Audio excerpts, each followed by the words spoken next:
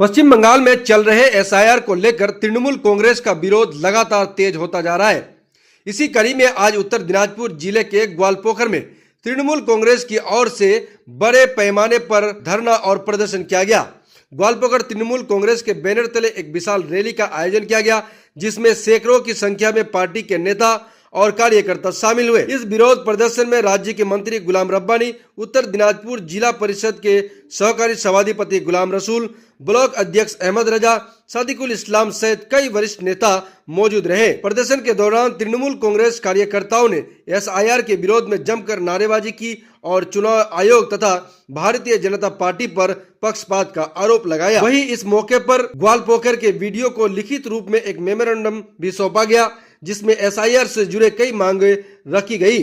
तृणमूल कांग्रेस नेताओं का कहना है कि एसआईआर के जरिए आम लोगों को परेशान किया जा रहा है और लोकतंत्र प्रक्रिया को प्रभावित करने की कोशिश की जा रही है। फिलहाल प्रशासन की ओर से स्थिति पर नजर रखी जा रही है। देखिए exclusive report news post India की पर्दे पर रिपोर्टर जमील नूरी के साथ। आप लोग आज मेन क्या डिमांड था? हम लोगों का मेन डिमांड था कि बाहर से किसी को आना नहीं पड़ेगा, उसका गार्जियन आके हियरिंग करेगा, उसका गार्जियन डॉक्यूमेंट्स लेके आएगा, उसका बाप आएगा, नहीं तो उसका भाई आएगा, नहीं तो उसका अम्मी आएगा, नहीं तो उसका कोई भी फैमिली का एक आदमी आके हियरिंग कराएगा। इलेक्शन कमीशन की तरफ से 8 तारीख को ये नोटिफिकेशन आ गया था कि फैमिली का कोई भी एक बंदा आके हियरिंग करा सकते हैं। नहीं, इन लोगों का तो कोई ठीक नहीं ना।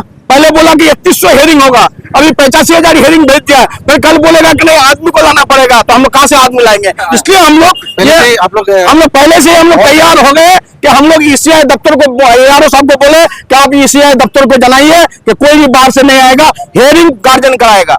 यही हम लोग का डिमांड। पैमाने में नाम क्यों काटा जाता है? क्या है जानबूझ? कुछ नहीं, जानबूझ के करता है, जानबूझ के करता है। ऑलरेडी मैपिंग होकर के किया है नाम।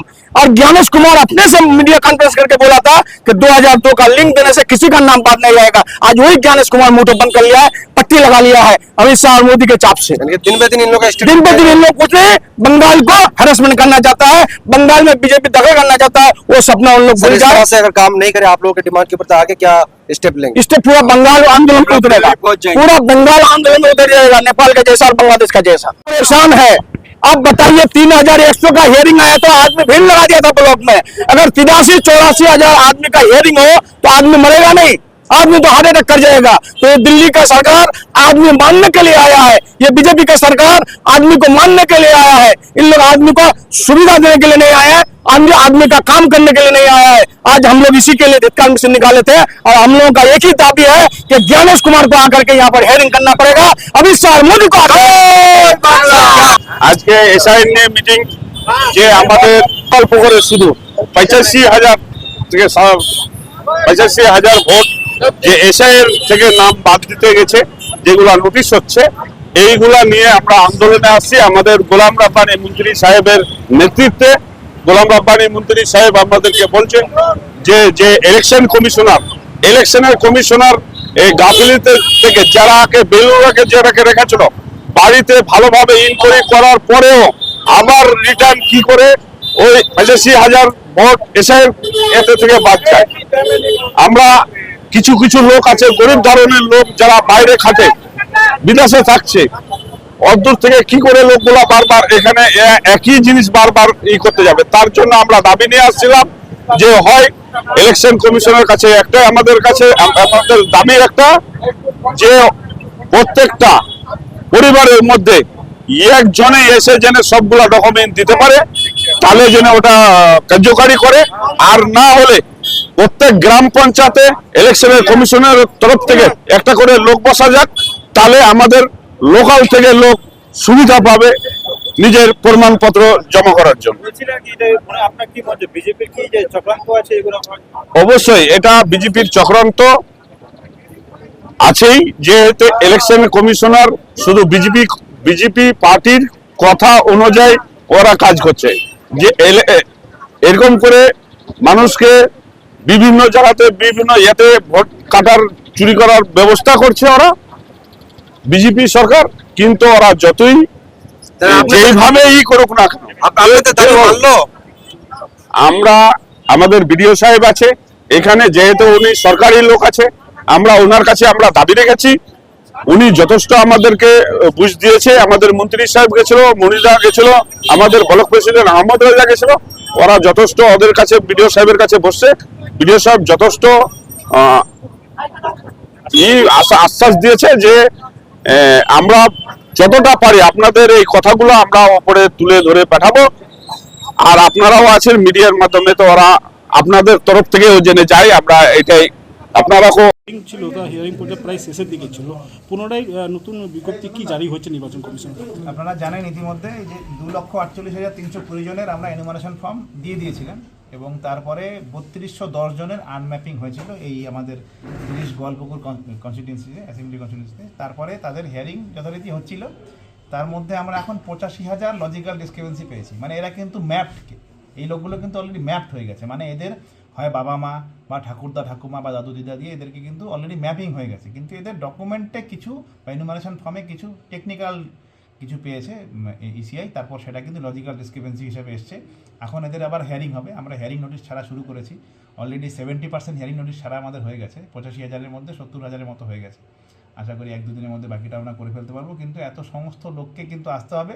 তার মধ্যে কিছু ছাড় আছে, যারা স্টুডেন্ট, যারা 80-র উপরে বয়স, আপনারা জানেন ইতিমধ্যে ইসিআই অর্ডারও করেছে। মার্জিনালাইজড যারা আছে ওয়ার্কার, তারপর যারা অসংগঠিত ক্ষেত্রে চাকরি করে বা সংগঠিত ক্ষেত্রে চাকরি করে, আমাদের মাইগ্রেন্ট লেবার প্রচুর আছে এখানে, যারা গোয়ালপুকুরের বাইরে কাজ করে, তাদেরকে আসার দরকার নেই বিশেষ। আর তারপরে হচ্ছে আপনারা জানেন সেক্স ওয়ার্কার, ট্রান্সজেন্ডার, এদেরও আসার দরকার নেই।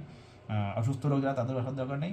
কারণ আমরা এদের বাড়ির কেউ যে কোনো একজন রিপ্রেজেন্টেটিভ তাদের ডকুমেন্ট যদি নিয়ে আসে, বিশেষ করে এই লজিক্যাল ডিসক্রিপেন্সি কেসে, আমরা কিন্তু তাদের হিয়ারিংটা করে দেবো। কিন্তু হিয়ারিংয়ে এদেরকে আসতেই হবে, মানে অন্তত তাদের বাড়ির কাউকে একে রিপ্রেজেন্ট করার জন্য হলেও আসতে হবে। বিডিও সাহেব, আপনি শুধুমাত্র একজন বিডিও নন, একজন ARও এখন এই মুহূর্তে। সব থেকে বড় কথা, এই এলাকার আর্থসামাজিক পরিকাঠামো নিয়ে আপনি দারুণ ওয়াকিবহাল। এটা হচ্ছে এমন একটা এলাকা যে এলাকা থেকে মার্জিনাল ওয়ার্কার্স এবং পরিযায়ী শ্রমিকের সংখ্যা বেশি। আপনি বলছেন আসতে হবে না, কিন্তু এমনও অনেক পরিবার আছে যারা হয়তো ড্রাফট রোলে তাদের নাম আসার পরে নিশ্চিত হয়ে গেছিলেন যে তাদের 2002 সালের কারণে, ভোটে নাম থাকার কারণে অথবা প্রজনীর কারণে তারা নিশ্চিত তাদের ভোটে নাম থাকবে 2026-এ। কিন্তু তারপরে 85,000 একটা ব্লকে, এরকম ঘটনা তো সব ব্লকেই। কতটা কাম্বারসাম জব হবে আপনাদের জন্য, কিভাবে সামলাবেন? আমাদের পুরো জেলাতে প্রায় 6.5 লাখের মতো এসছে, 9টা এসি মিলে। আমাদের ব্লক সম্ভবত দ্বিতীয় বৃহত্তম লজিক্যাল ডিসক্রিপেন্সি এই জেলাতে। চোপড়া কনস্টিটিউয়েন্সি 1 নম্বরে আছে, 95,000-এর মতো তার আছে। কিন্তু আমাদের করতে হবে এই কাজটা, কারণ না করলে পরে এদের একটা মানে ডিসপোজাল করতে পারছি। নোটিশ না করলে ডিসপোজালটা হবে না, ওকে ওই লোকটাকে রিলিফ দেওয়া যাবে না। এটাই হচ্ছে ব্যাপার। লজিক্যাল ডিসক্রিপেন্সি তো আর আমরা করছি না, ওটা হয়েছে, ইসিআই ওটা কোনোভাবে ধরেছে। এখন সেটাকে কিন্তু আমাদেরকে ওই হিয়ারিং করেই করতে হবে। হ্যাঁ, লোকের একটা হ্যারাসমেন্ট হবে, কিন্তু কিছু করার নেই, কারণ ওই 3210 যখন আনম্যাপ ছিল সেক্ষেত্রেও করতে হয়েছে। এখন লজিক্যাল ডিসক্রিপেন্সি হয়েছে, এই ক্ষেত্রেও কিন্তু করতেই হবে। যেখানে 3200 লোক, যেখানে ক্যাবিনেট মন্ত্রী গোলাম রব্বানী আপনাকে একটা মেমোরেন্ডাম দিলেন, আপনি এটাকে কি chief election commission of election commissioner বা পিসিআই কে পাঠাবেন? এটা দেখুন, সবার আগে তো আমাদের এই এসি, মানে আমরা যতগুলো এসি আছে, আগে তো ডিইও সেটা দেখেন, ডিইও কন্ট্রোল করেন, ডিস্ট্রিক্ট ইলেকশন অফিসার। আমরা ডিইওর কাছে পাঠাবো, ডিইও স্যার যেমনভাবে মনে করবেন উনি সেভাবে সেটাকে অনওয়ার্ড ট্রান্সমিশন করবেন, উপর মহলে পাঠাবেন। স্যার বলছিলাম যে হিয়ারিং শুরু হওয়ার আগে মানে থেকেই দেখা গেছে যে ব্লকে ব্লকে একটা হয়রানির ছবি উঠে আসে। আপনি গোয়ালপুকুর বলেন বা ইসলামপুর বলেন বা আমাদের উত্তর দিনাজপুর জেলার ব্লকে ব্লকে এই মানে যে হয়রানিটা, এই হয়রানিটা আপনারা কীভাবে মুভমেন্ট করবেন? কিছু হয়রানি লোকের হয়েছিল। আপনারা জানেন গোয়াগাঁও 1, গোয়াগাঁও 2 এই দুটো জিপি আমাদের এই ব্লকের হেডকোয়ার্টার থেকে অনেকটাই দূরে, অন্তত 25 কিলোমিটার দূরে। যাতায়াত 50 কিলোমিটার। একটা লোক যদি যাতায়াত করে তার সে পক্ষে মানে সেই একটা মানে খুব ব্যয় সাপেক্ষ হয়ে যায়। আমরা কিন্তু সেক্ষেত্রে 4টে নতুন আরও সেন্টার যেখানে হিয়ারিং হবে প্রপোজ করেছি। যেমন ধরমপুর 1-2-র জন্য ধরমপুর হাই স্কুল, গোয়াগাঁও 1-2-র জন্য গোয়াগাঁও হাই স্কুল, এরকম করে আমরা শোলপাড়া হাই স্কুল নিয়েছি, শাহপুরেও শাহপুর হাই এপিএস স্কুল নিয়েছি। আমরা পাঞ্জিপাড়া এলাহাবাদ হাই স্কুলের নামও প্রপোজ করেছি, আজকেই পাঠিয়েছি আমরা কিন্তু নতুন 6টা, 2টো পেয়ে গেছি অলরেডি, আরও 4টা স্কুলের নাম আমরা প্রপোজ করছি। সেগুলো পেয়ে যাই, তার সেখানকার লোকের কিন্তু এখানে আসতে হচ্ছে না, তারা কিন্তু ওখানেই হিয়ারিংটা করে নিজের কাজটা আরামসে করে নিতে পারবে। বললাম যে 3000 বা 3500 লোকের আপনারা ডিসক্রিপেন্সির আগে পেয়েছিলেন আনম্যাপিং এর ক্ষেত্রে, এবার প্রায় সংখ্যাটা 85,000, প্রায় 30 টাইমস। ভোগান্তি হবে না মানুষের, কি মনে করছে? প্রথম কথা হচ্ছে দেখুন, এখন মানে যে অর্ডারগুলো ইসিআই করেছে সেইগুলো তো আমাদেরকে মানতেই হচ্ছে, কারণ এটা একটা সিস্টেম ওরিয়েন্টেড কাজ আর পুরোটাই সিস্টেমেটিক। মানে কোনো একটা লিঙ্ক আপনি ব্রেক করে কোথাও তার পরবর্তীতে স্টেজ যেতে পারছেন না। এখন পুরাটাই যখন করতে হবে, আর কিছু করণীয় নেই, আমাদেরকে নোটিশ করে এটা করতেই হচ্ছে।